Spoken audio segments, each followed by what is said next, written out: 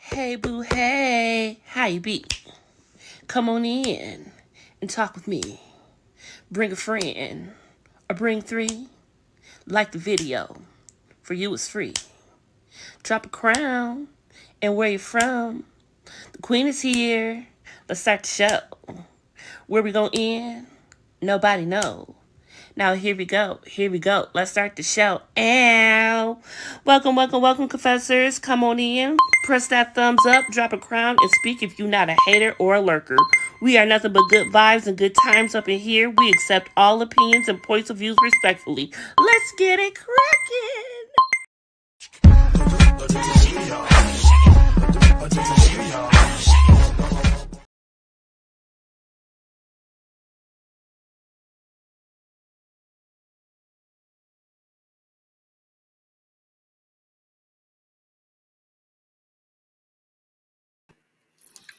Hey boo, hey. How you be? Here we are with a late night treat. What's going on, everybody? We definitely did have a treat today, if that's what you want to call it. I don't know if you want to call it gluten-free, sugar-free, watered down, I don't know what you want to call what we saw tonight. But first of all, the episode of Love and Marriage Huntsville was a really, really good one. And then we had the opportunity to meet a alleged side chick of Marsau's, and her name is Chantil. I have no idea what Martell and Arion were trying to accomplish tonight, but it did not hit the way I think they thought it was going to. The receipts are not receiving still. This was an absolute fail. I don't know what it is with Martell in interviews, but he does not do them well. He didn't do the interview well with Unwind with Tasha K. That was a flop. And he didn't do the interview well tonight. I don't know what this was. But it was a mess. It was a hot mess. And we have Maud in the background. We are going to bring her on up. Hey, Maud. Hey, boo. Hey. I missed you. How you doing, baby? I'm doing good. Can you hear me? I can hear you fine. Okay, you look beautiful. Okay. You look beautiful. Thank you very much, girl. It was the beautiful disaster of this interview, though. What are your thoughts? Because for me, it was very much a miss. It did not hit the way I think they thought that it was. I'm skeptical to even believe this woman to the fullest extent. And the BS of this whole entire live afterwards on TikTok, they could have saved that. But I think they thought they were going to do something different before they realized the reaction that everybody was giving them. So what were your thoughts on this whole interview? I think that it is true. That shit happened. It's just that she is being interviewed with a guy who cheated on his wife. And then the side chick is over here, is the one who's interviewing this whore. You know what I mean? And so, so the messenger, the message is lost because of the two people who are trying to send or give us the receipts. You know what I mean? Mm-hmm. Because you cannot come. It cannot be that Arion is the one who's giving us this receipt. I mean, she was the reason why this marriage failed, and then they're over here acting like. And up until even today, it's not that they're in a relationship. They're not committed to each other, the two of them. And then during the interview, she kept making it about herself and Mattel. They're not a thing. According to us, they haven't acknowledged that they're a thing. Okay. So I never know what they are. Okay. I just see them together once in a blue moon. Yes. And it's always when Mattel needs her. It's always when Mattel needs her that that she pops up. Right now, Mattel needs her. Mattel tried to send text message to Melody saying, Tisha was talking things about her, and that's what I was waiting for. Even when they did the live, on when Mattel did live on IG, and she kept asking him, "What did Tisha say about about Melody, he never said shit. He just kept, oh, teacher said all those things, teacher said all those things. What things, though? What things that were edited out, So overall, it might have happened. I can see that happening. Do you think she has any credibility whatsoever? Like, does anything, like, could she be telling the truth about anything? Because we were not even given the date. When you're talking about this year, I think that fell on Martell and Arion. They didn't really ask that question because as long as they asked the question, she answered it. But they never really asked for the timeline because she was too busy trying to worry about what Martell was doing in Vegas. But exactly. But of course, Martell is not a brilliant, intelligent guy. I mean, he's not dumb, but you are not gonna you cannot, compare. You know what I mean? Like, he's not gonna ask those questions, right? He's not gonna be asking this the girl questions. And then you have your side chick over here who is trying to make it about herself. So she was not going into details like the stuff that we want to know. You know what I mean? And so this was just like, oh, I was forwarding that shit. Like, I don't care. Just gobbling. Who gives a damn about gobbling? It was weird because you can tell the way that everyone was seated and Martell was in the middle. You can see it was supposed to really be like Arion, because Arion did ask the majority of the questions. She was the one in control of how the interview segued and all of that. But Martell would put his little 2 cents in. And I think that's why he did that. He did it for himself, but he didn't want to be the one asking the questions. But he told her what to ask and everything. But again, he dropped the ball on not telling her to ask about the timeline. Timeline is very important. If you don't have a timeline, you don't have anything. Very important. Give me the timeline. Don't talk about Las Vegas. Nobody, no case. Yes. Don't tell me about Las Vegas. Don't tell me about Credit One. I need timelines. Because, confessions, in a marriage is difficult. Okay? Yes. Marriage is difficult.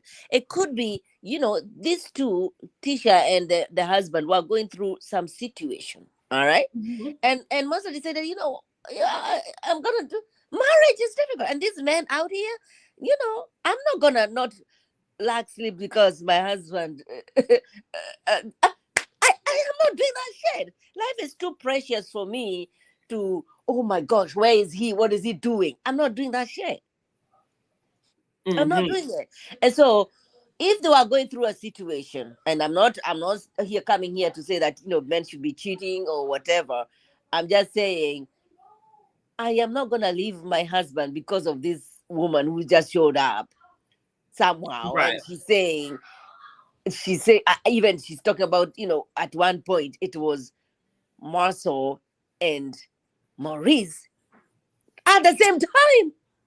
The fuck? Yeah, and she was like, YOLO. You only live once. YOLO. Oh my God. She enjoyed it. She comes off a girl who does enjoy having a good time. I'm not putting that against her. Mind you, she did say, like, look, y'all met me in Vegas. Like basically, what y'all think y'all was going to get? Y'all met me in Vegas, and I was on this. So what did y'all really expect? You know what I'm saying? And so I feel that... Wait. I mean, she said they met her in Vegas? Yeah, because that's what that's what I assumed. That's how I took it. No, they met in a club. She's a stripper. She's a stripper in Alabama, Huntsville. That's where they met. That's why she's been going to club. Oh, but it wasn't in Vegas? No, they went to Vegas after they've been doing stuff at Credit One. So where does she dance at? There's some club in Huntsville. Oh, okay. So she is from Huntsville. Yeah, she is. Shit. Is she still in Huntsville? I wonder. Yeah. Yes. Oh, shit. Those are the receipts that Marsau was talking about because, not Marsau, Martell is the one who brought this girl to Arion. So that Arion came. Right. So what do you think about her on the live that they did, and he kept telling her, shut up. I mean, That's just Martell be Martell. He always says shut up, shut up, shut up, and I hate that he does that. Even though he don't mean nothing by it, it's just not cool. Okay, I don't like that. I don't like any man telling any woman to shut up. Okay, so no, I just don't like that. You don't think you do that to Melody? No, Melody ain't having that. Mel is not. That's why he couldn't. That's one of the things he probably didn't like. Mel, despite what anyone says about Mel, that is the thing about Mel. Mel ain't gonna let anyone talk to her no kind of way, whether if she in the wrong or not. Right. Or whether it's you up here, I'm down, she's down there or not. She's not going to let anybody talk to her any kind of way. That's her good and her bad, actually. Mm-hmm. That's her good and her bad. That's her gift and her curse. That's one of her gifts and her curses. She has a couple. But she said it was always at credit one. She said at first it wasn't a bid. So I don't know if at some point it got to be a bid. I'm not sure. But that was one thing. Okay, Dina's in the background. I'm going to bring Dina on. Okay. So what I'm going to do is I'm just going to go through. Hey, boo, hey. Welcome back from work. Welcome home from work. Hey. Okay, so I'm just about to run down a couple. So I got a list of things that went down the interview. I'm going to run down a couple, and we'll talk about a couple at a time. Okay. So we're not running over each other, and we're going to try to keep this. Everyone gets about 3 minutes to speak a piece, so we're not running over each other, and everyone gets their speech, so we can get through this. All right. Okay. So she said he approached her, which we can all, I think, we believe, and they said they were always at credit one. Why couldn't he at least buy a cheap motel? Because we've obviously believed that Marsau is cheap. Do y'all think that he just didn't give a care about this girl enough, or was he just really being that cheap? Mom, you go first. He was being cheap, but he's also gonna cover his ass, because even if his motels, there are cameras over there. He's not gonna go there and expose himself for a girl that he doesn't care for. All right, it's not that he loves this girl. He's just over there to have a good time. You know what I mean? And this is a stupid thing about men. So he values what he has at home, and he doesn't want to compromise that. But he also want to be a little bit nasty on the side. And so, and if you show himself that you're cheap, you don't mind being in credit one, why the hell do you want to go to a motel and do that? Because you're comfortable being on the floor and giving it to me. Okay? True. So why should I go to a motel and pay money and use my credit card that is gonna come back to me? No. Dina, how did you feel about that? Do you feel he could at least give this girl a decent, cheap room, or shoot, if she was able to lay down with him there, why should he even bother? Because it seems like in this whole interview, she gave the impression that Martell is cheap, and that is exactly what Marsau. See, now she got me calling Marsau Martell, because she kept doing that too. Kept calling Marsau Martell. But anyways, do you think Marsau is a cheapskate, or did she lay the ground of what she deserved by being the way she was? I think it's a little bit of both, because y'all know that's how Charles and Lucille broke up on BMF, because she found that receipt in his coat pocket. Yes. So all I'm saying is, she did allude to that, anytime there was money spent or sent, it came from somebody else. Arion agreed, because she said, remember when I needed my car to get fixed and you had somebody else send it, which I think is weird that Marsau sent money to Arion, but then he could play it off like, hey, Marcel handed me $500 cash and I just sent it to her so Mel wouldn't find out about it. You know what I'm saying? But trust and believe, if one is doing it for the other, the other is doing it for the other one. You know what I'm saying? So absolutely. I think he's a little bit of cheat, because, actually it's three things. One, he's cheap. If you ain't gonna hit it and quit it for about good 20, 30 minutes or whatever, it don't make any sense to go spend $99 to $159 for a hotel. And I don't know if they got the 2 for $10 in Huntsville, but he probably didn't even want to spend that. Okay. Probably not. So then you got the fact that staying in a hotel, there's documentation. Now, as of whatever year it was, you must have a credit. Even if you pay cash, you still got to have a credit card on file to check in the room. When you check in with that credit card, it's going to authorize it. Even if you don't pay with that card, it's still going to authorize it. So in case they have a card on file, in case there's any damages to the room, or you make purchases in the hotel. So there's a paper trail. And even some cash places, you got to give an ID, you got to give your card number, some type of identification where, again, they can trail you down or hunt you down if there's damages to the room. And then 3, if you gonna give it to me right here, why I gotta, Exactly. you've lowered the bar. So you know what I'm saying? That's why I say it's a little bit of, it's a little bit of him cheat. It's a little bit of the paper trail. And again, along with the paper trail or I say cheat, where it's only going to be 30, 40 minutes. You know what I'm saying? I ain't trying to spend all that money to go to a hotel room. And she did say that that's all it was. It was get in, basically, and get out. He wasn't trying to sit there and canoodle, hug, and spoon or whatever. Right. He had to get back to Tisha quick back in a hurry. Yep. And so, and on top of that, it seems like the only time they was ever in a hotel room was when they was in Vegas, and they didn't even have their own hotel room. They was in a room with Maurice, right? Or shared a room with Maurice. Yeah, I'm sure they was splitting the room. Like, dude, you flew me out to Vegas, and you couldn't even put us in our own room.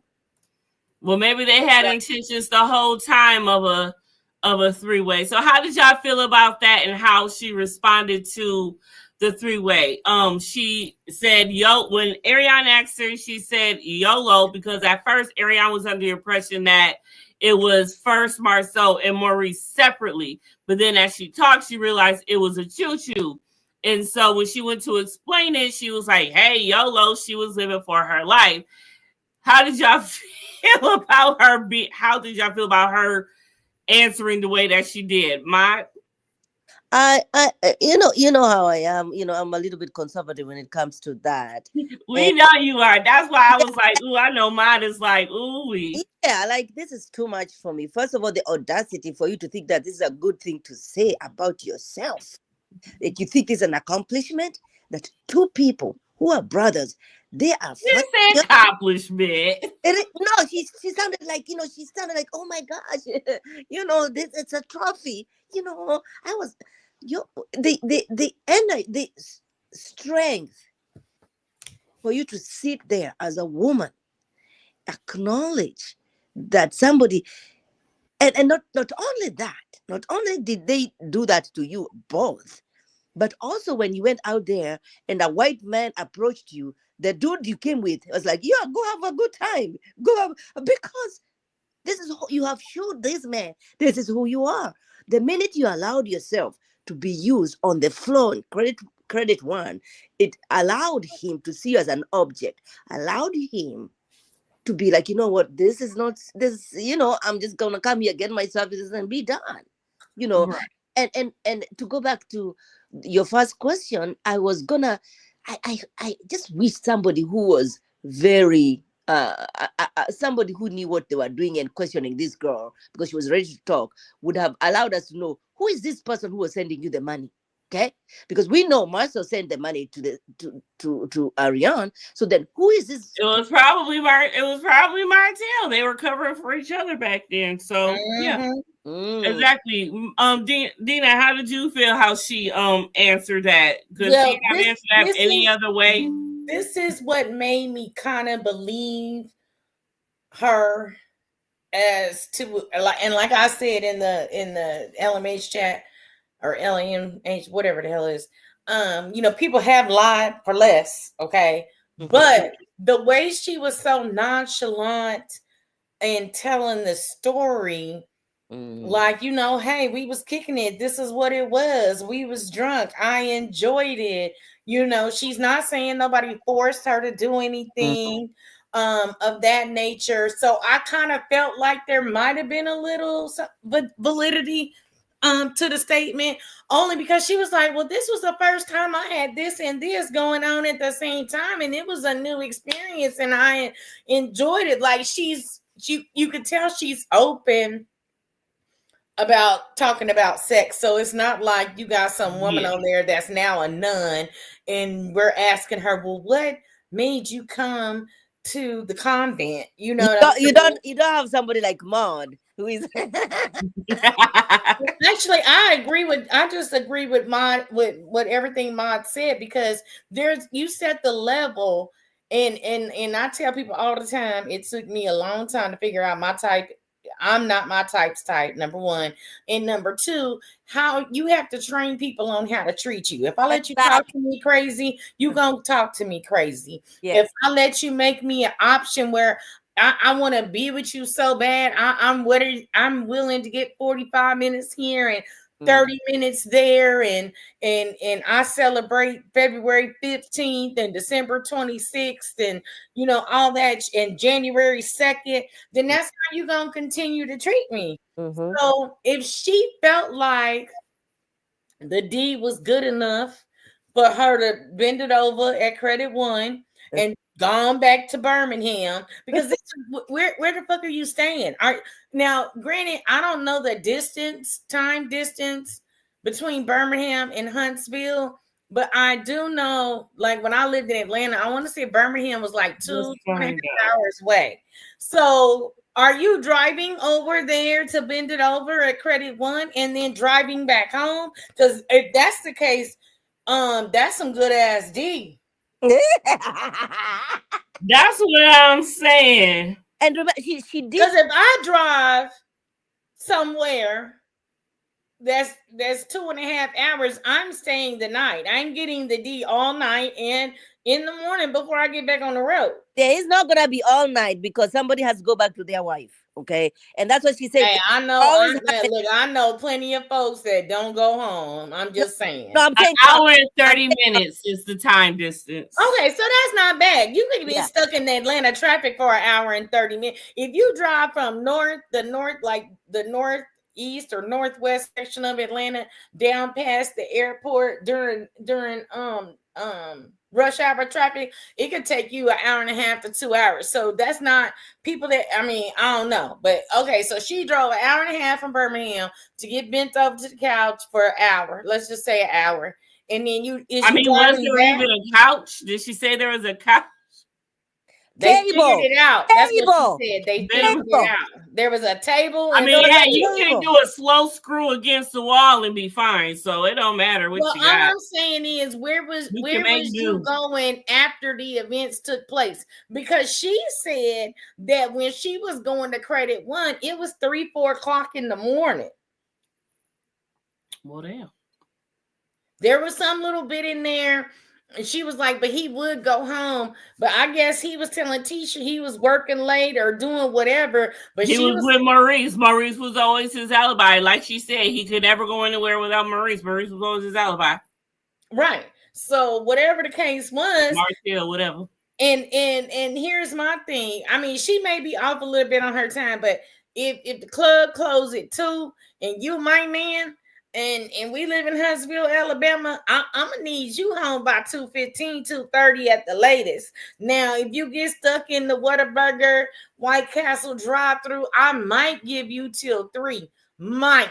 But if you coming home married to me at anything past 3 o'clock, I'm gonna have you drop your drawers and get the black light out when you walk through the door. Do the smell test and everything, for real. But maybe she sleep hard and she don't know what time he got home, and he just slipped in, took a shower, and slipped in the bed. You know how niggas do. They be some real quiet ninjas when they trying to sneak in the house. I don't know. But I do feel like there was some validity to what she was saying, for the simple fact of, why would I get on here and embarrass myself to the 1,000th degree, but for to not tell the truth? I hope she knows how the whole Love and Mary Huntsville universe work because she will be teared apart if you do. Okay, so how did y'all feel about when Arion kept turning it around on her? There were so many times during the interview that she just kept asking Martell questions about what he was doing in Huntsville. I don't know who was actually being interviewed here, Chantel or Martell. I do not know because every time I felt like sometimes she was even asking questions just so she could turn around and ask it about Martell. And even though I feel like Martell feel like he ain't in the hot seat and he's already been past that, he was joking about it, but I still feel she felt some type of way, as she should. Maybe she always will. She a woman. So how did y'all feel about that? What did y'all take from that for the fact that she just kept twirling that shit around, right back onto Martell? Like, girl, who was being interviewed here? Ariane is a beautiful, beautiful, beautiful girl. Beautiful. Even, the way she dresses, like that outfit she had was gorgeous, right? She looked good. She She did. loves, She she looked loves good. he loves that man. Okay. But even up to tonight, even when they were doing the live, we don't know if they are a thing. Mateo hasn't come out saying, this is now decided, this is gonna be. Then you top that with tonight's episode when he's saying that he still kind of have some feelings about his ex-wife. You know what I mean? So it's difficult to see her trying to make it like, oh, you're my man. You cannot. He's not your man. So then you cannot hold him accountable for shit. You can't. So this is not about you. Okay, you have allowed and accepted to be the side chick. You destroyed this marriage, and I'm not saying that Mattel was not part of it. I'm saying you were also you knew he was married. All right, and then she kept talking about, oh, we went on trips. We went on trips. We were having a good time. I'm like, we are not here for you, girl. We are not here for you. We just want to know the receipts about this other woman. And so it was like enough. It's like she is beautiful, but the intelligence level was like lacking in the whole thing. It was lacking. And it's not. I'm not the most intelligent person you're gonna meet, but then again, I am not. Yeah. So it was lacking. It was lacking. I'm like, I wish we had somebody who is gonna ask good questions, because the girl was ready to He's talk. on with some different type of credibility as well. Because even Yes. if they did ask the question, that was Yes. still fine. Okay, Dina, how did you feel about the fact that she kept turning on Martell? Was that I think necessary? they were both a Was little that guilty. even needed? I think they were both a little guilty about it, because you could tell Martell wanted to chime in about some stuff, and then she'd be like, "Oh, it's not about us." And then in another instance, she would be like, "Oh, and so what was you doing in Vegas?" And this is that and the third. And it kind of, I think, as most women, unless they are truly over a man, you're always gonna wonder. You got like certain situations of, well, when you told me this and I found out it was this, what really went on, or like, what did you tell your wife and what did you tell me? Like, you still have those questions or whatnot.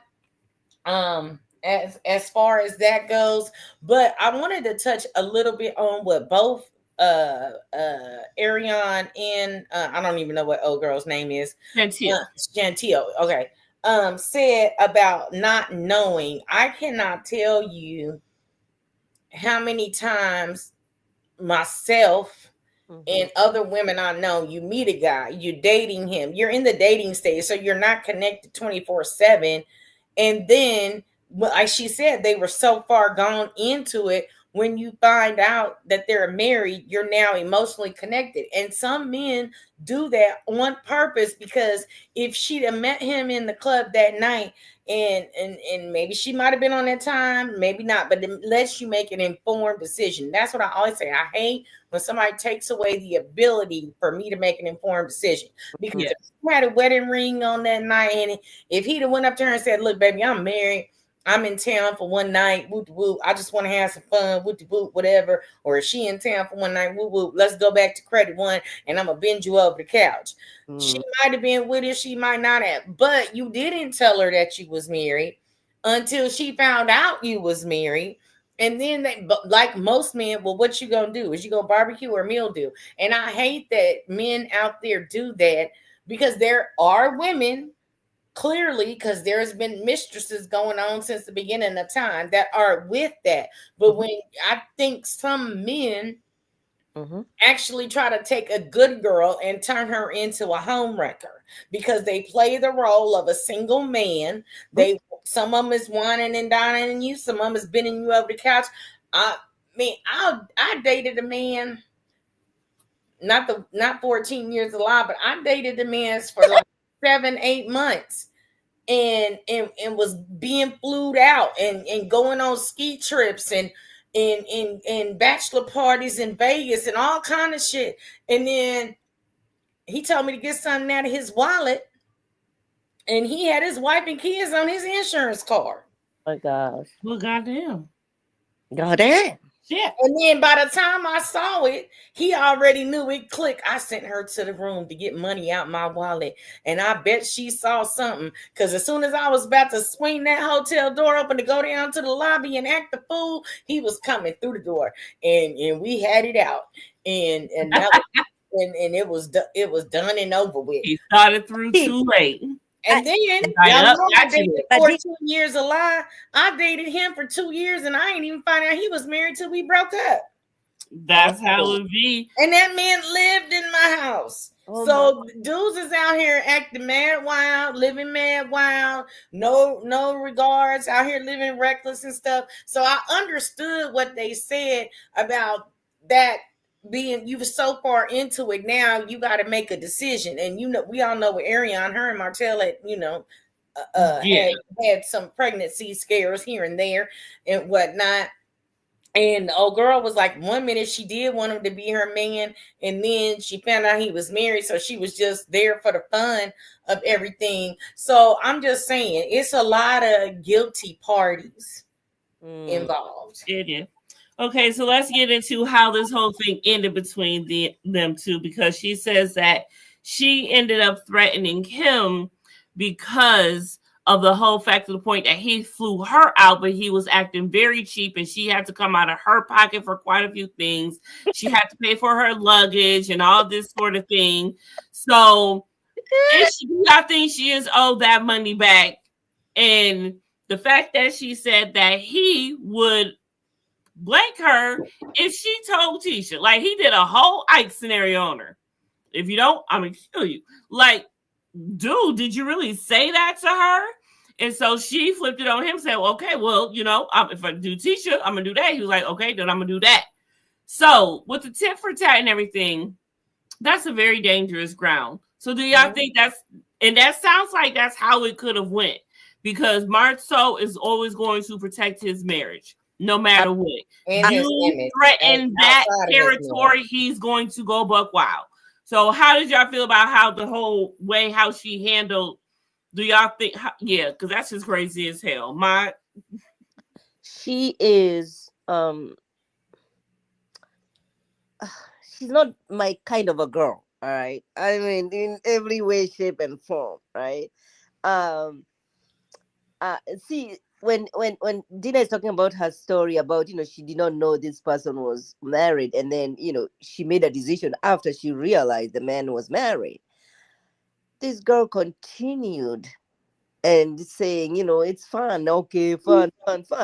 You knew the kind of a person you're dealing with, okay? The minute that person is telling you can go have fun with another man, that in itself, forget about that.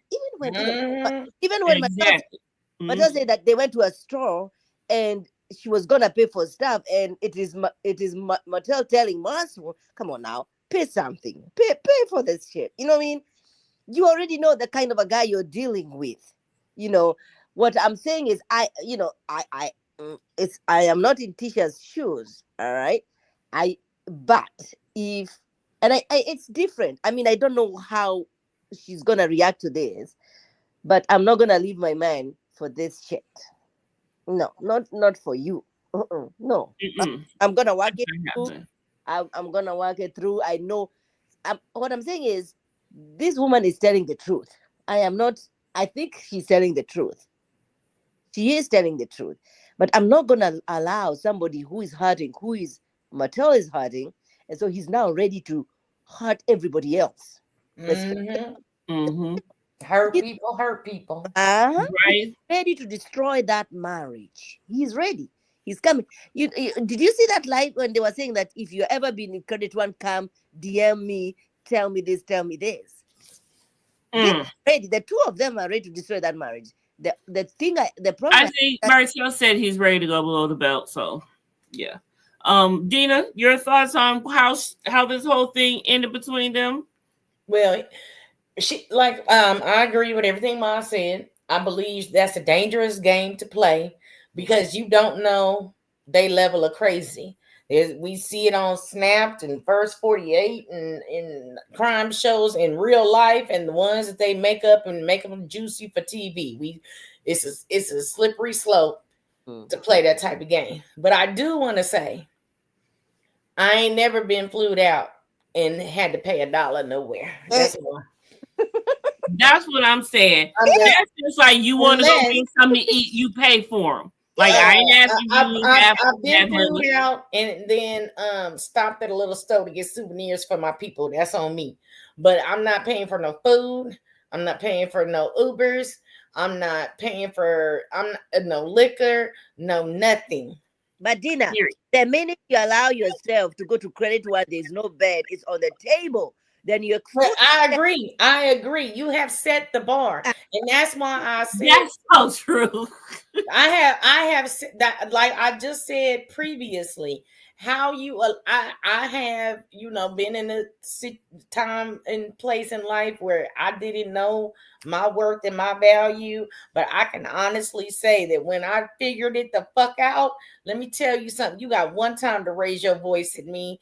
The second time, I'm 100%. Control, Alt, Delete, backspace, do not answer, blocked, denied, declined, all that. So you gotta tell people how to treat you, and if that's the level that you set, now let's just go to the other extreme.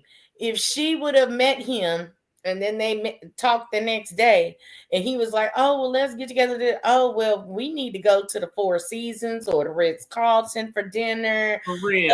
Or she showed up at Credit One and he started making moves and she said, baby, I ain't that type of girl. At least provide a bed to lay me down in somewhere. She'd have been setting the bar. Right. And trust and believe is as a man that dips outside of his marriage, 90% of the time they know the rules and regulations. But if they can get away with a cheap hoe, then hey, that's more money for them to spend on the expensive hoe. And that's all that's the only way I can say it. But if she was okay with it, there's no judgment on my end that if she was okay with it. I'm just saying in general, you have to set the bar of how you wanted to be treated. Now, I don't remember the exact time frame of when this was. So if we're talking about 10 years ago, maybe she didn't know her value and she does now, but she doesn't. Well, whenever they had went to Vegas around that time, that's the time frame because she was there and she saw her and everything. So it's not like it was just a one, and so it wasn't like it was just a she did one night stand too. Like it was just her side chick. So she knew him and he flew her out. So it was a couple of times. She's met Maurice. She's Maurice. Like that too. Do y'all feel that part is true too? Let's say that. You get drunk, you don't know what's going on or whatever. But that's another thing that will a man would never take you seriously. Yes. If you laying around with his friends. Yes. And that's what I'm saying. You cannot do that. I mean, it's all good in the moment. You getting flued out. You might get a bag or two or whatever, a new outfit. Y'all going to nice restaurants to eat. But at this point, you're a party favor. You might as well be the line of Coca-Cola on the table. You might as well be the blunt. You might as well be the alcohol. At this point, you're a party favor. Mike, how you feel about that? Oh my gosh, don't ask me that. Shit. Because I know.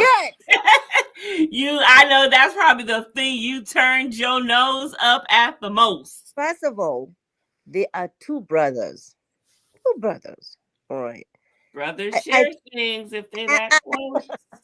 I have two boys. My goodness, I'll be treading on my grave if this shit is happening with my Okay, kids. let's not put that image. Let's not do that. Oh my God. Yeah, that's gotta be traumatizing Yeah. to see. Yeah, Interview, though, as you have two boys yourself. Yeah. But this interview of what I took out from this is that it is true. This shit happened. Okay, I agree. The girl How do is you think Tisha should respond? Should she? no. Do you think Marsau should respond? Should he? Nothing. No. All those three people who are on this live, they have nothing to lose. They have nothing to lose. Marsau is building up his company. They are doing amazing stuff. Okay, so this interview also is gonna hurt Melody. It's not good for her to see her ex-husband with the side chick who destroyed her marriage over there. She's touching I think at this point she's fine. I honestly think she had popcorn. How do you think she would react to this, Tina? Oh, Mel. Do you think Mel had her Tisha should respond? Mel had her popcorn, popcorn. her God said go shirt on. She had her a glass of wine. She might have even had something a little bit stronger. And honey, she was sitting there smacking on that popcorn and clicking her teeth and all that. Honey, like, because she how can I go live and wrap my packages and kindly bring this up and just talk shit about it tomorrow on TikTok?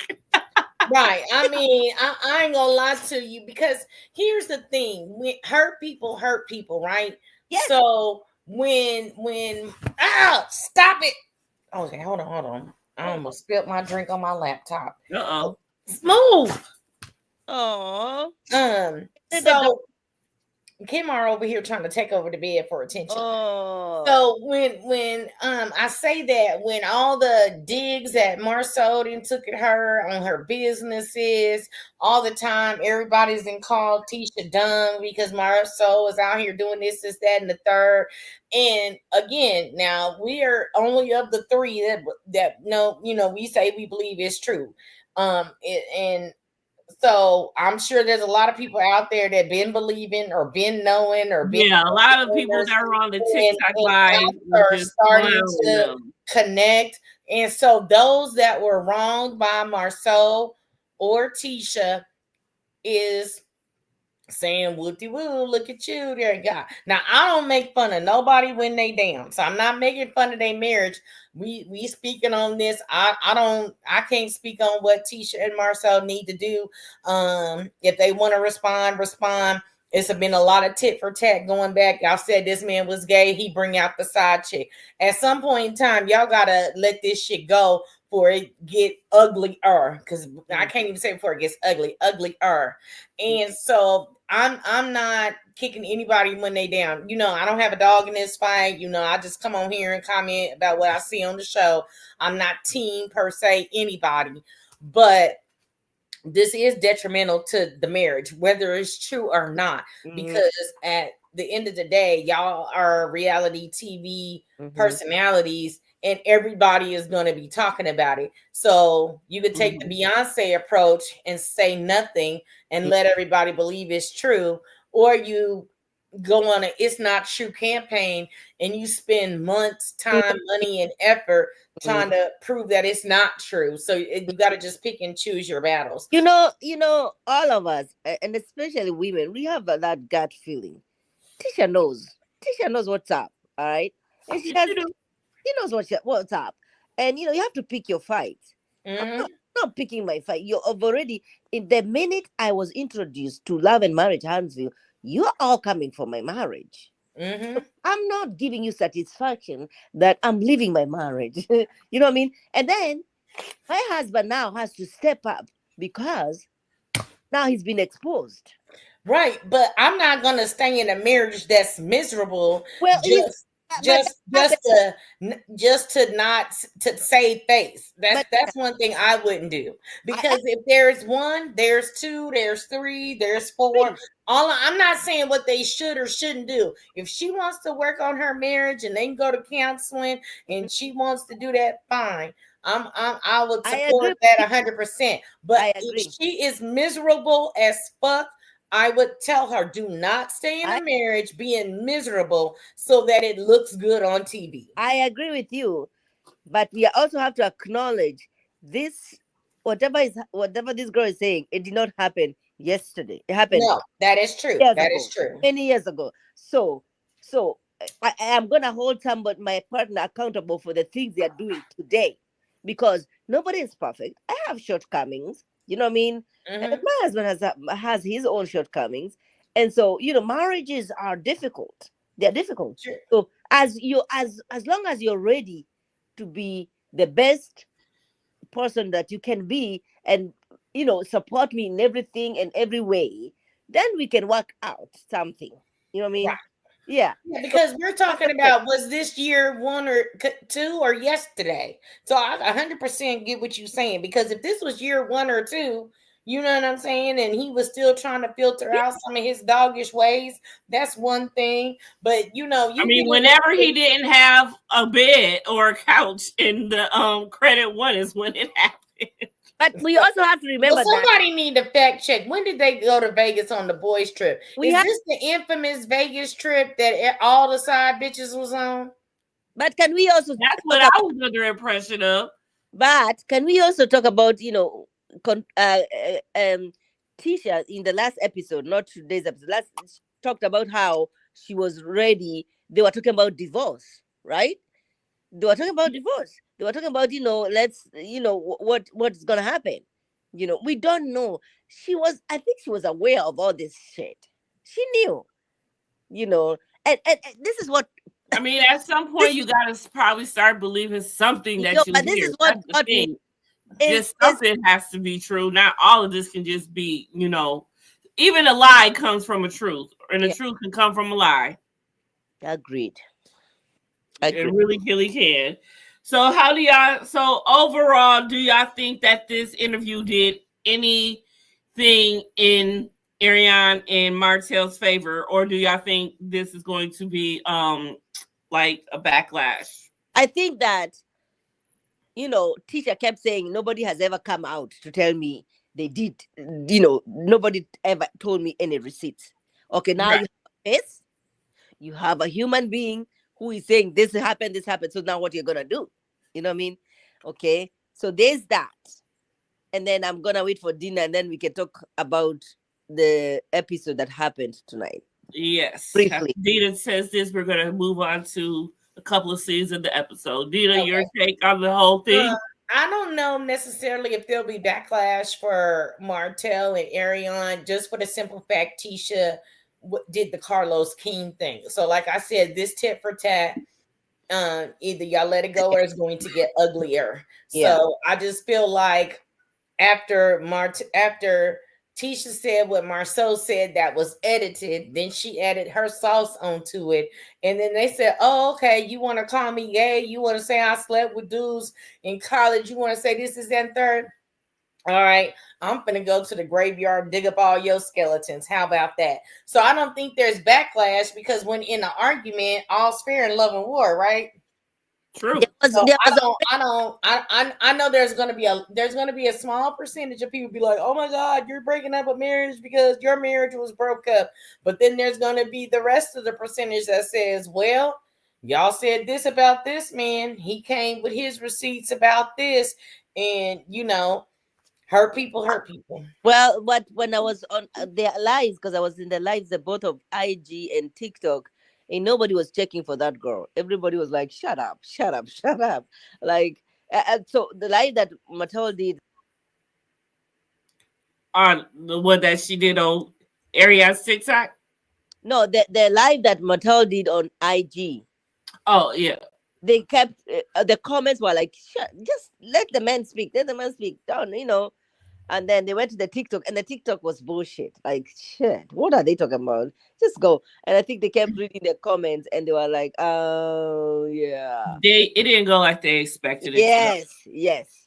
Now here's one more question. Do y'all think Miss Wanda is going to respond? I think they're gonna have a conversation. I think Miss Wanda, is not gonna do the Wanda thing that she has. Because Miss Wanda ain't down for nobody coming for her baby. I feel like she's really going to address Arion. I feel. I don't think so. Dina, do you feel that Miss Wanda is going to address this? Well, I believe Tisha is collateral damage at this point. How so? I think that, I know that she said some things, but the original beef was between Martell and Marsau. And I felt like she was collateral damage at the field day event. And then I felt like she got brought into it, so she wanted to put her 2 cents in. And so sometimes, they say straight pum pum don't have no name on it, right? Mm-hmm. So I kind of feel like she caught a couple strays when Martell and Marsau were going at it. She felt like she needed to speak on it, and now they didn't point the cannon at her. And as far as Miss Wanda goes, I don't know if she got a real leg to stand on, because it shouldn't have got that far with bringing Tisha into it to begin with. But at this point, the real heat is on Marsau. Yes, it's their marriage, but the real heat is on Marsau because he's the one that allegedly cheated. You know what I'm saying? Right. So it's not like they pull some side dude of Tisha's out. So I don't know what Miss Wanda can say in protection of Tisha, because she shouldn't have outed that man. No. If it's true or not. That wasn't her story to tell. Fact. Well, technically, I guess you could say Marsau did, but they edited it out. Right. And she doubled down. She doubled down on it. Yes. So there is that. I guess it just got to a point where they were just tired of, not saying nothing. And like I said earlier in my life, at this point, Tisha has just found her voice, as in being able to speak out as negatively, because Tisha has always been the type who didn't want to say nothing, biting her tongue and everything. But now that she has started to say something, she might continue. Just like I was saying earlier, how a child whose parents don't let them do nothing, and when they finally able to do something, you give them an inch, they go a mile. So right. I feel like Tisha may continue to do this because she's just getting started. She just because she said they knew about Arion. They knew about the revenge P. They saw the revenge. It was not revenge P, but they saw videos of Arion. You know what I'm saying? She was saying a whole lot in that interview that she knew. And if you knew all this and you was my friend smiling up in my face when my husband was out here cheating disrespectfully, that's a whole nother show on itself. This is gonna be, I think that the family is gonna sit down and come up with an approach that nobody's gonna be caught off guard, right? It's not Wanda, it's not Tisha, it's not Marsau, it's not Maurice, it's not Kimmy. They're all gonna sit down. They'll be like, what should we respond to this? And we're not gonna be like, oh, this person is saying this person is saying this, because they have a whole lot to lose than these other motherfuckers. You know what I mean? So facts. And to play devil's advocate.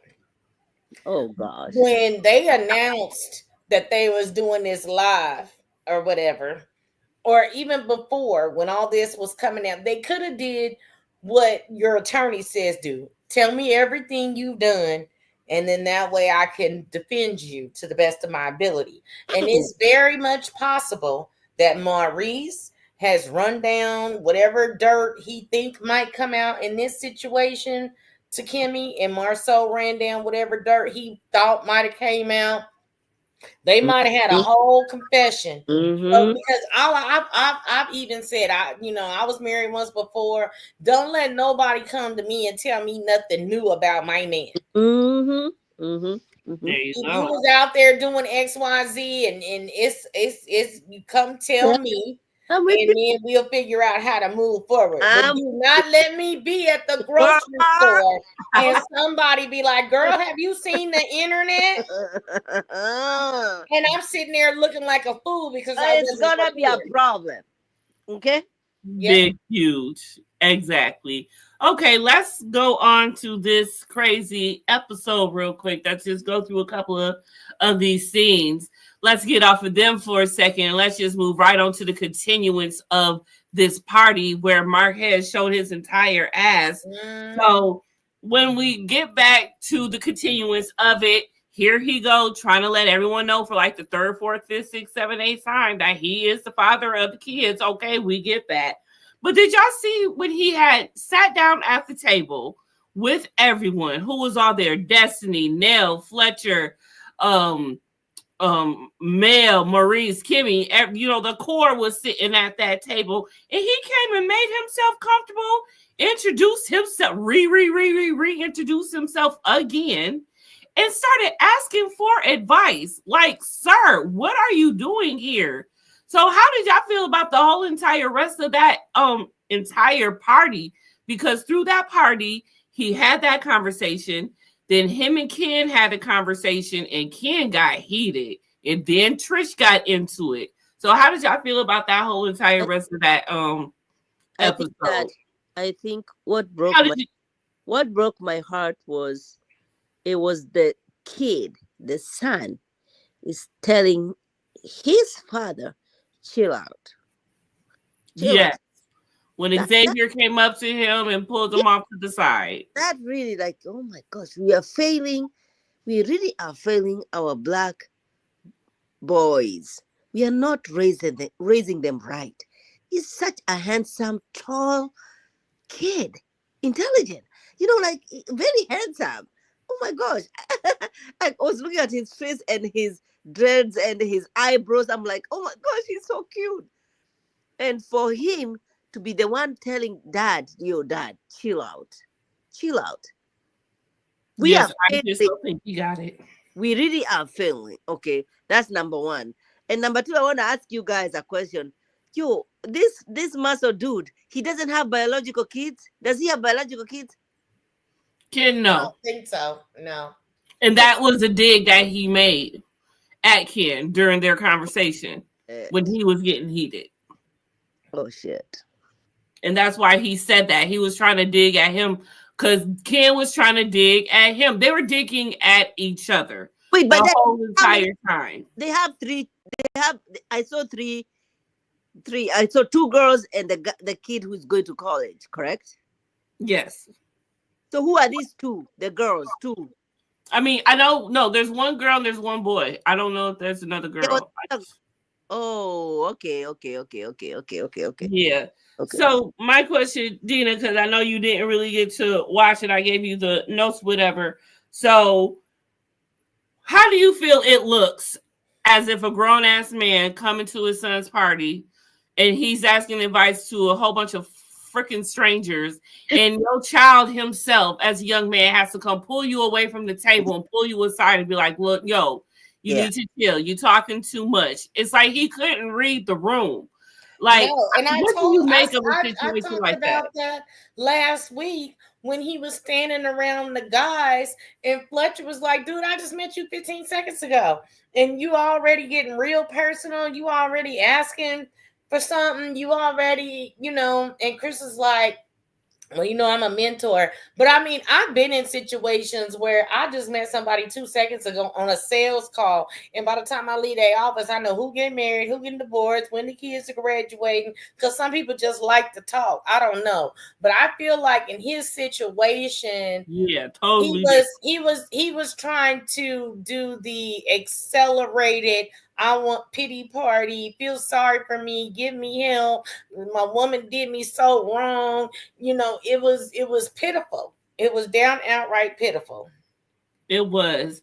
So when Ken and him had their talk finally, it was a lot. You can tell that he started to get uncomfortable, especially when he started making the comments like, you good, bro, you know, you good, you got the kids, you got the house, you got the girl, you know, and all of this stuff. And all Ken was trying to do was come to him and be like, look, just chill out. We already had this conversation, and I don't want to keep having this conversation, because if we got to keep having this conversation, and it's going to turn out to not be a conversation. So before Trish had got into it, do y'all think Ken handled that good? And how Yes. do y'all think Yes. Marquez handled Very it? good. Nod. Very good. He did. Very, very good. He was not disrespectful.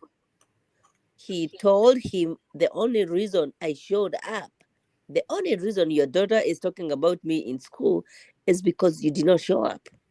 Mm-hmm. This stupid guy need to appreciate him. Appreciate the help. He worse than a bitter baby mama. You know what I'm saying? Like, if you got, like, you know, it used to always be on the baby mamas, like, oh, she don't want me to be with nobody else, and you know, the baby mama always had drama with the other woman. Girl, appreciate the help. Being a parent is hard. Mhm. And I'm saying that for two parents. So if the two-parent household splits, and then each person gets with a responsible adult, let me put the disclaimer out there. Each parent gets with another responsible adult. That is 4 parents. Mhm. You know, there are doctor's visits. There's all kind of athletic school band, after school activities, practices, games. You know what I'm saying? Hey, y'all take them to the little league game out of town this week. We'll take them to the next week. That is fucking help. Appreciate the help. Yes. Exactly. And he couldn't get that. I don't know, like, he needs the help, but it's like he embarrassed that he needs the help. He know he needs the help. He's embarrassed. But he's too embarrassed. Like, this is an ego thing for him too. Yep. He is embarrassed. It's an ego thing for him. I feel 100%. that. I 100% agree with that, because you're not even doing a fourth or a half to even garner getting some help, but you have help. Imagine if Ken and Quez was both on equal ground, how wonderful it would be for those kids. And then if Marquez got him a woman down the line who was equally invested as the kids, that's where you get healthy, beautiful, loving kids that come from a 4-parent household. And they're not lacking for anything. But you want to take the greatness that they are getting, the attention that they are getting, and somehow make it bad. And so now they're sitting over in the corner like, my mom has a great guy who helps out and takes care of us. So why is my dad tripping? Is that not the way life is supposed to be? Yeah. And then we bring up these broken kids into this society. And they have no tools to establish healthy relationships, and this thing continues. Okay, it continues on and on and on. So then there are broken marriages, bringing broken children, and they get into relationships. They carry on with this bullshit. They don't know how to express themselves. No. They don't know how they're supposed to be treated. They don't know how to communicate to get through arguments. Oh, we have an argument. Let's get a divorce. Oh, we have an argument. I'm finna go get me a new man or a new woman. Like, they don't know how to comprehend organization and getting past the disagreement to a resolution. And if the resolution is we divorce, then hey, you didn't want me, I didn't want you. So when I get with somebody else, respect that. Correct. There you go. So speaking of that, since they're both in it, so now Trish finally comes in, because if she didn't, I don't know how that would have went. Because like Ken said, at some point it ain't gonna be no more talking. So when Trish finally comes over, and I don't know, I don't think she was trying to diffuse it. I think she was really just coming for Ken's defense, and she wanted to say what she had to say, and that did not help the situation. So now this conversation has turned to Trish and Marquez going back and forth, and the fact that he's blaming her for his absence, and she's asking him if he's been drinking too much, is he's drunk and don't realize what's going on. So how did y'all feel about when the whole dynamic flipped when Trish finally answered and he's gaslighting her, also telling her has she had too many? Like, how did you, I think, feel he handled that when she rolled in? Because I don't think he was really ready for her to step in, but he knew she was going to eventually. These are people who've known each other for such a long time. Okay. They fell in love, gave birth to these two beautiful children. Oh my gosh. Beautiful. Beautiful. Oh, the son is. I look at him. I'm like, oh my gosh, he's so cute. You in a fixation with the sun, Maud. I'm getting worried. He's so handsome, though. Shit. And I'm like, yo. And then you have a guy like Kay who is ready to step up. You know what I mean? But I also don't like the, her keeping us saying, oh, we paid for gas, we paid for this for him to show up. Don't bring down this man because he's the father of the two children. Don't do that. I don't like that. I mean, he did start it though. It doesn't matter. This is the father of your children. It doesn't matter who's that. So because it's not a competition though. It's not like, oh, he started, so I'm gonna finish it. No. And they keep saying it's about the kids. Let it be about the kids. So let the kids not see you putting down their dad. Mm-hmm. Because if you're saying this on camera, then what are you saying? At home when the cameras are not rolling, what are you telling those kids? And so then they're gonna go ahead and disrespect their dad. Not care about him. It's so. I don't like that. No. Right. You can give me all the money that you want to give me for gas and for me to show up. Because the goal is you to be here for the children. The children that don't need to know that I paid for you to come here. I paid gas, and that's petty. That's very petty, and it's not helping the kids. But if he did, he should have appreciated more and come in humbly, though. Even if he doesn't, and even if he does not appreciate, allow yourself, because you already know the guy. You already know the dude. You've been with this dude for so long. You know him. Don't come over here on television that they're going to watch and see that you're saying, oh, we paid for gas. We helped him to do A, B, C, and D. No, I don't like that.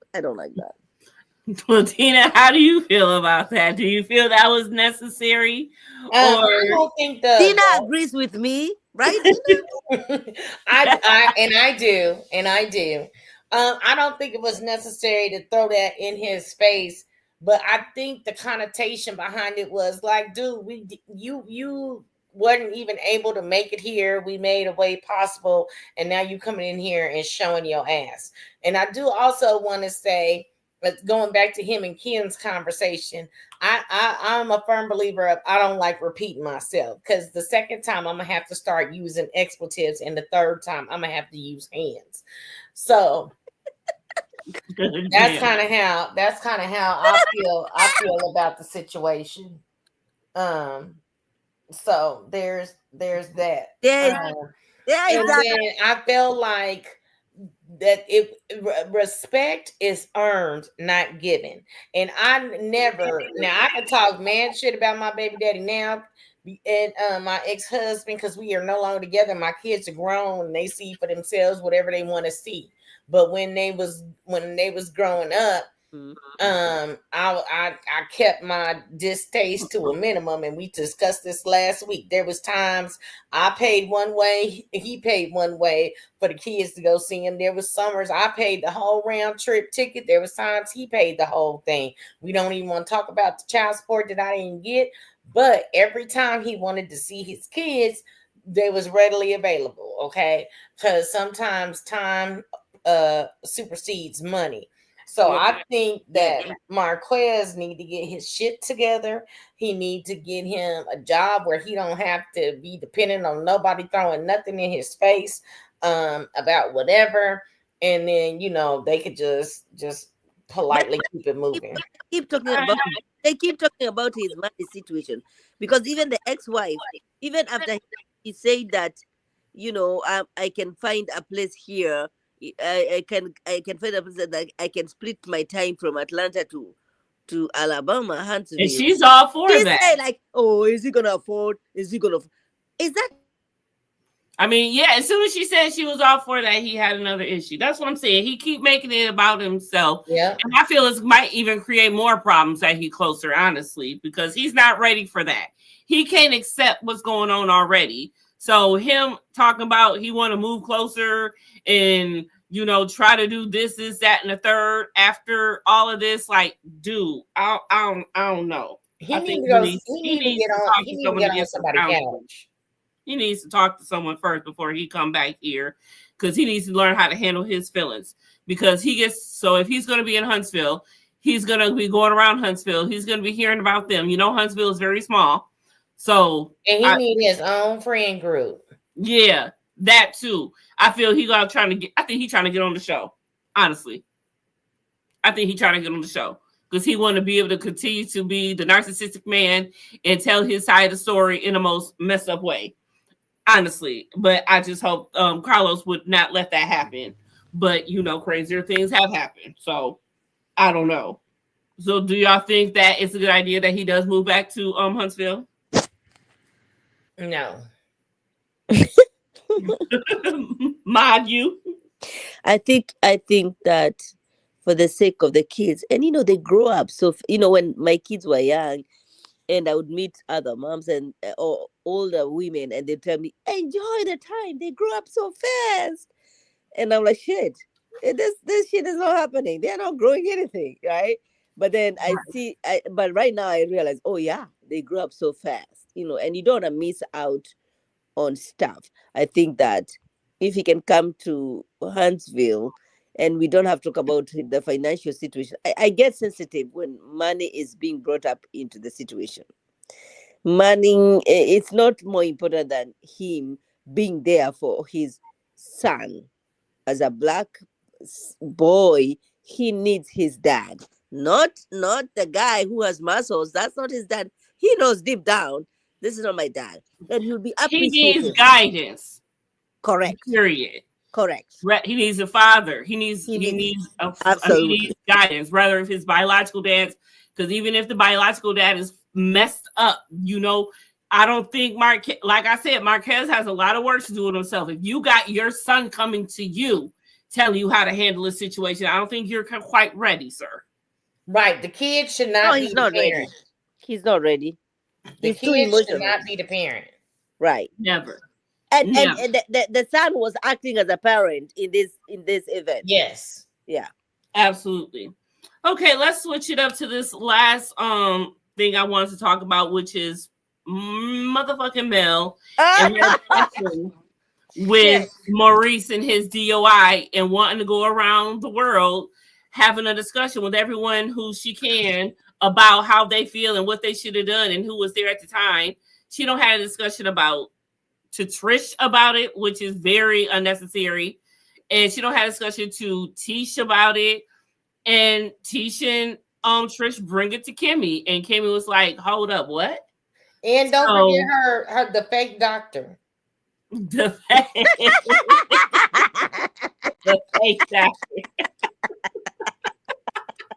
I love it. You gotta be so. So I want to ask y'all thoughts on that whole scene, because Mel pissed me off. The way she was looking and being condescending, and the fact, she don't want to talk about it. Bitch, how you don't want to talk about what you said about my husband? Exactly. That's why I was like, Mel, really? That's how you cut, girl? I give credit to Kimmy, because I'll be pissed. I'll be like, bye. Okay, so you want to talk about it with Tisha, and to the new girl, home girl over here, she's new, but you don't want to talk about this to me? Right.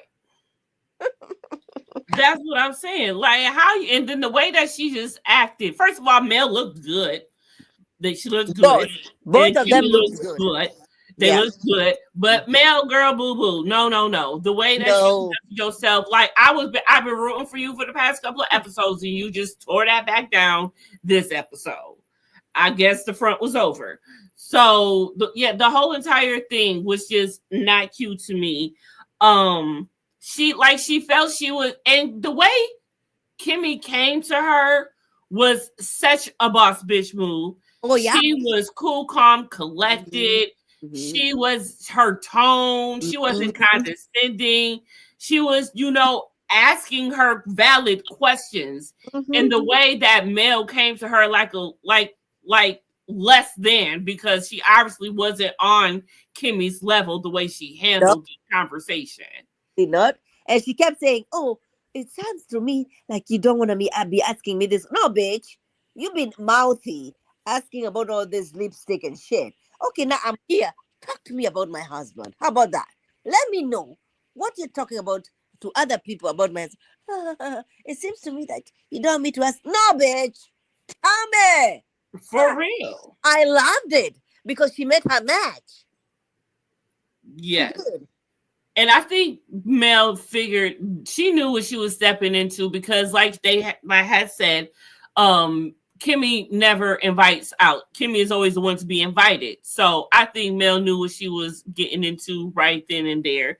So Dina, let me ask you this. How do you feel? How would you have handled that? You coming to a woman to woman, about how she talking to you about other people, about your husband, and she want to act the way that you did. Like, what did you make of that? Maybe it would have been a closed set, and they wouldn't have been able to film shit.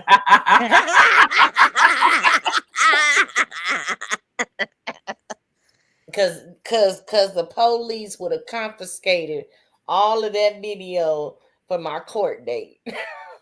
Damn. I agree.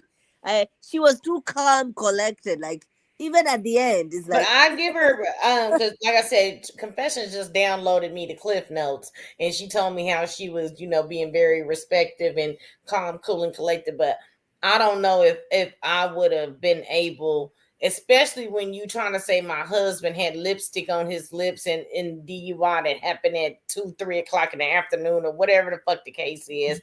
You was chastising him with the fake doctor because your grandma was in a was hit.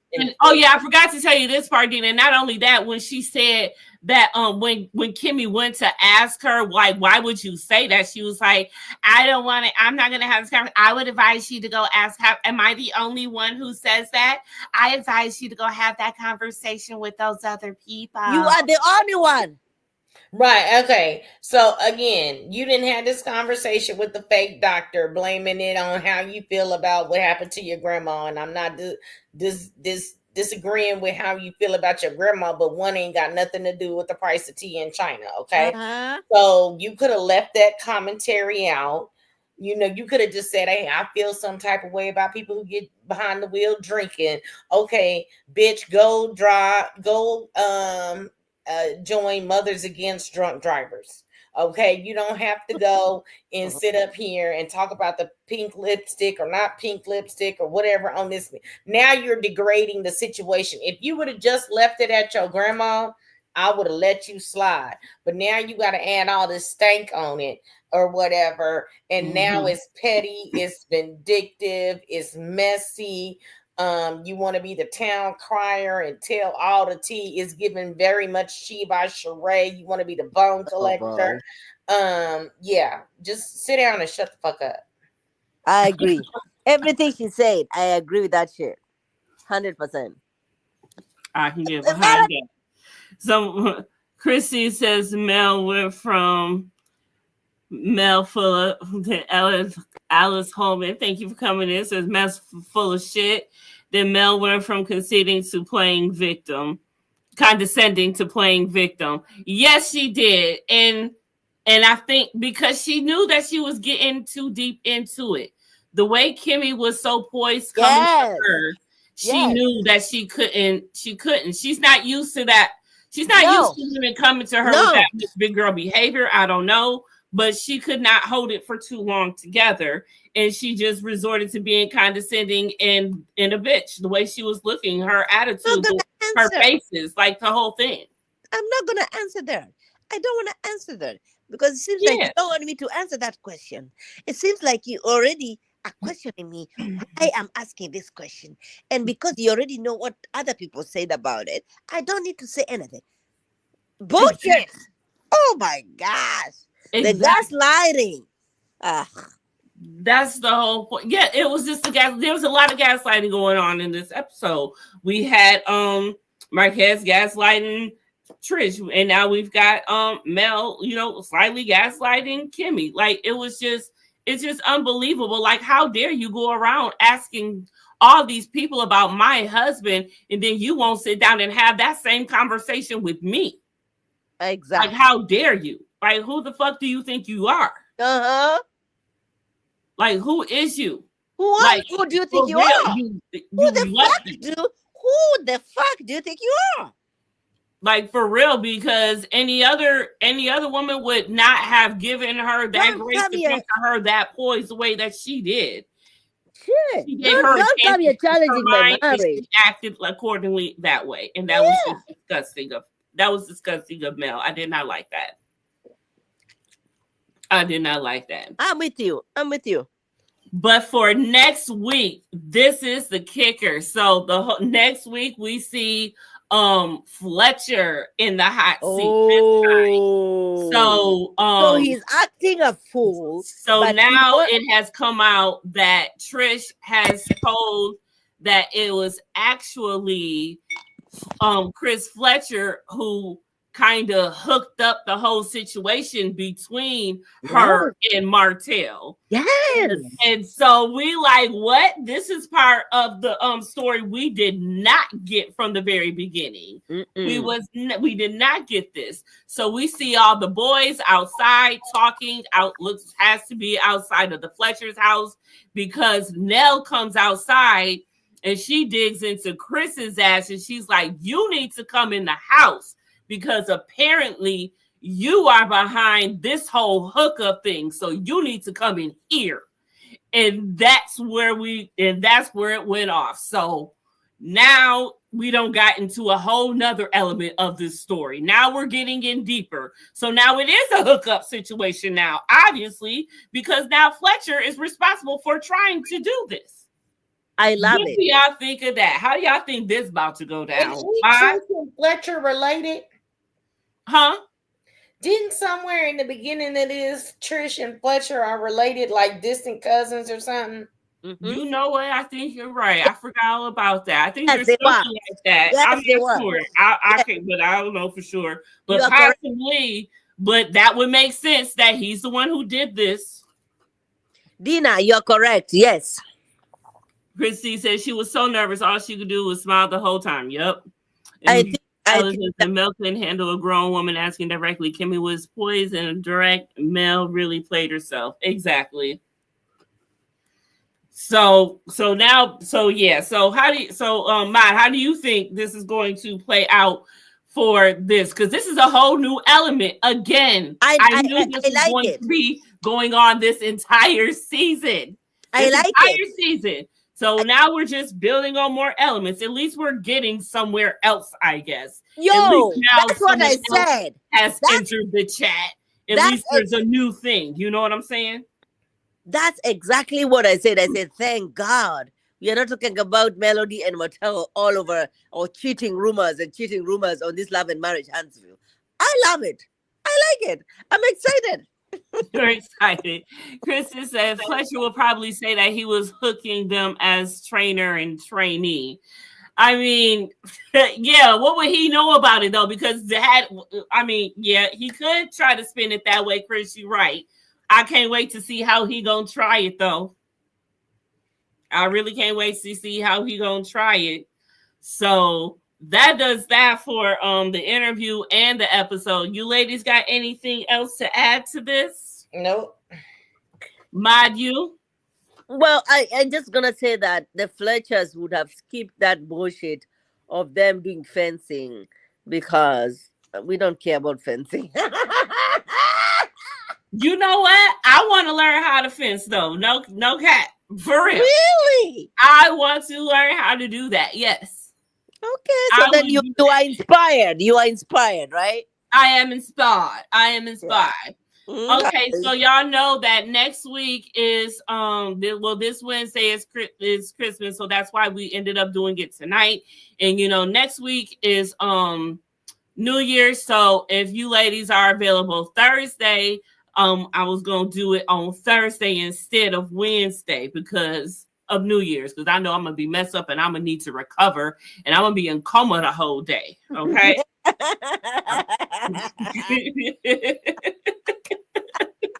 I will be in a coma. Okay. This is how we welcome 2025. You know what I mean?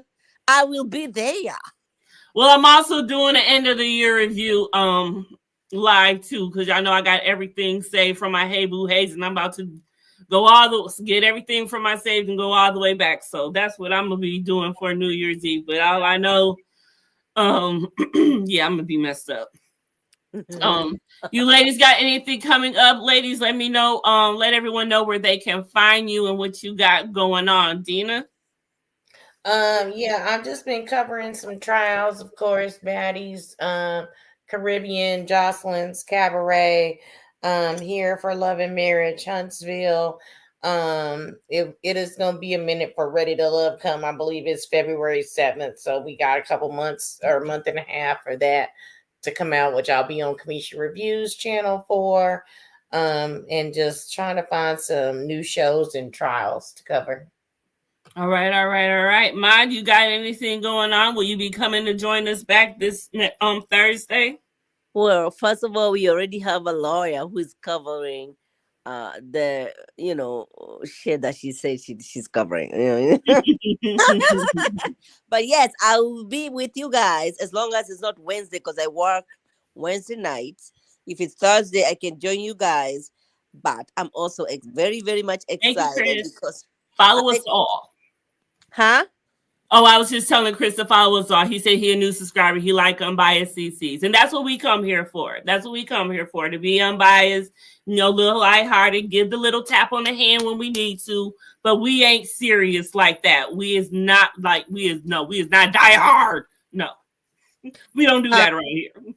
Okay, Christopher.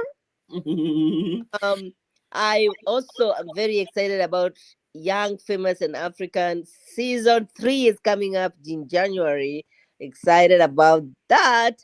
And I also watch Netflix about the 6333 something show. It's showing about battalion that it was African American women who was sent to Italy during the World War II. Oh, yes. Oh my, I cried the whole time. Oh shit. Mm-hmm. Y'all go watch that shit. It's good. It's okay. And that's okay. Thank you, Ellen. Do your thing, girl. Okay, Ellen is putting Dina's link so you can subscribe to her channel, please. All right. Please and thank you. And y'all know me. Y'all can catch me every day. So she only put out Dina's link. She might be working. Give her a minute. She can't put them all at the same time. See, look, there it goes. See mine. Yes. Show some grace. Ellen, you're full of shit. Ellen, get her ass. Get her ass, Ellen. Get her ass, Ellen. Getting her ass. Okay. You're full of shit. See how she's so impatient? I thought I was. I cannot do it. I give up. I Look at that. That'll make no sense. You can't wait to say something. Impatient. You're so impatient. But as I was saying, y'all can find me every morning for Hey Boo Haze in the morning at 11:30 on my days that I go to work. I love it. Tomorrow is not one of them, but I will be live to give y'all some tea on what's going on in the world. Y'all can find me for some more reality TV entertainment, some hot topic gossip, politics, food, fashion, and whatever else is going on. Okay. And what else do I got going on? Oh, y'all know that the White Lotus is coming back, so I will be doing that. Yes, ma'am. Yes, sir. I can't wait for that. And y'all know, just find me on TikTok because I am doing highlights and what do I'm calling it? Highlights and live reaction of The Handmaid's Tale. I am taking that ride, and dear Jesus, God, that is so dark that I had to take a break. But I'm gonna watch some tomorrow. So follow me on TikTok, Facebook, Instagram, and everywhere else I'm probably at. And what's it? Let me delete her link. Oh, Ellen says she gonna delete you, my. Fuck the shit. She Fuck didn't you, know. Ellen. Fuck you, Ellen. She didn't know. She didn't know. All right, ladies. Thanks for coming in and holding it down with me for a whole hour and a half. Mod, it was so good to have you on. It's been so long. I know. Hope you can join us Thursday since I'm doing it Thursday. That'll be January 2nd, correct? Thursday, January 2nd. Thursday, January 2nd. Oh, yes. so can Not we? this Thursday, So next Thursday. Oh, so then we can wish everybody Merry Christmas and Happy New Year then. Yes. Well, I'm gonna do it. I'm gonna be doing a Christmas specials in a couple days. So Christmas Eve. So yeah. But I wish everybody Merry Christmas then. But if you're wish everybody Merry Christmas now. If you're not coming back on until after then. Mm-hmm. I'll be cooking. I hate cooking. I love eating. But my husband is bringing his whole family to my house, so I have to. Oh, you cooking for everybody? Shit, I hate that shit. How many people? Oh my gosh, African people. African people. I know. How many? I know it's gonna be a lot. About 10, 15. Woof. Baby. It's cooking more than 8 is too much for me. It's a lot. Cooking more than 8 is too much for me. I'm gonna pray for you. We're gonna pray for you. We're gonna keep you in our prayers. That's bullshit. That's bullshit. Ellen V, thank you for holding it down for us tonight and putting the links in the chat. Chris C, thanks for coming through and being a new subscriber. Alice Holman, I hope you subscribed on your way out if you are no longer in the chat. Everybody who just watched but did not say anything, please, I do thank you for watching, but please at least like this video on your way out and make sure you follow the other 2 ladies that are on this panel with me. They are my ace boom coons and they will always be my go-to. So with that being said, everybody have a great night and do what you do best. Enjoy your Sunday if you got to be going with the Lord. Or if you're just having family time, or if you're just having, getting that house together, getting ready for the week, do you. But I will see y'all tomorrow at some point, and we will go live, and we will get into what is going on in the world. Anything else, ladies? Nope. All right. Y'all, we will see y'all on the other side of the moon. Bye.